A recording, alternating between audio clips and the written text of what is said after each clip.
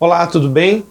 Esse é mais um vídeo da série A Criação, que é baseada no meu livro A Criação, o que a ciência tem a dizer sobre a sua origem e o sentido da sua vida. Então, nesse livro, um questionamento que é feito, que é muito importante, é o seguinte: muita gente pensa que a evolução, a vida na natureza, a vida natural entre os animais e as plantas, e também a evolução biológica, que deu origem a toda essa maravilha de biodiversidade de pessoas que existe, que essa vida é a luta do forte contra o fraco, é a dominação dos fortes sobre os fracos. Durante o século XIX, essa ideia se disseminou na Europa. Ela influenciou profundamente o pensamento de muitas pessoas. Por exemplo, o filósofo alemão Arthur Schopenhauer, que ele via a natureza como uma luta feroz e horrível em que os fortes devoravam os fracos o tempo todo. A visão era simples. Também influenciou o pensamento do filósofo alemão Friedrich Nietzsche. Nietzsche acreditava e baseou muito de suas ideias de que na natureza havia uma constante luta de dominação dos fortes sobre os fracos, né? Então ele baseou muitos argumentos, inclusive para refletir sobre a sociedade, sobre o ser humano, nessa ideia.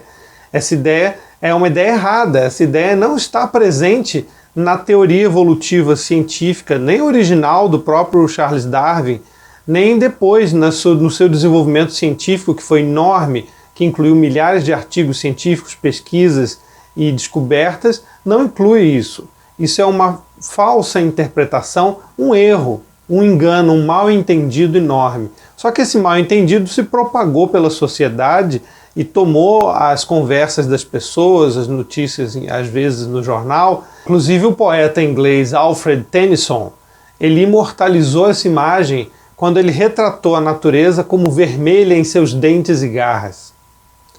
E isso até hoje é explorado, né, por muitos programas de televisão e cinema que exploram o que há de mais violento e brutal na natureza e superdimensionam, focam, só dão visão àquele aspecto violento e brutal da natureza. E aí a gente fica com a impressão de que a natureza é uma selvageria brutal. E não é verdade isso. Isso é um aspecto, infelizmente faz parte da natureza a violência da predação, dos predadores sobre as presas. Isso é um aspecto da natureza que de fato existe.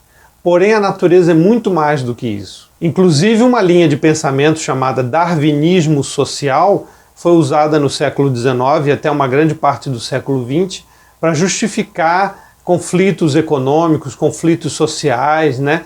Justificar a existência de classes sociais, mas nada disso é científico, nada disso tem nenhuma ligação com a realidade das descobertas científicas que foram feitas na ciência da evolução, e você precisa saber isso com clareza. O que a vida na natureza é e o que a evolução biológica faz é selecionar a melhor solução para cada problema, disponível em uma época, em uma circunstância.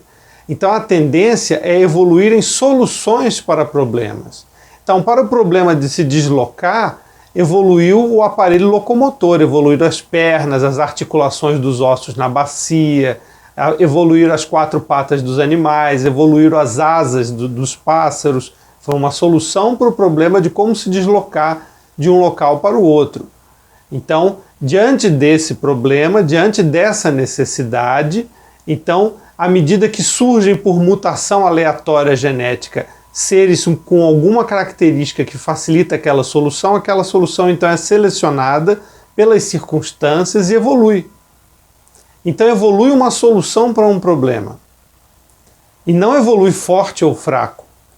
Então, por exemplo, para o problema de como obter energia em grande quantidade, durante o voo, evoluíram os beija-flores.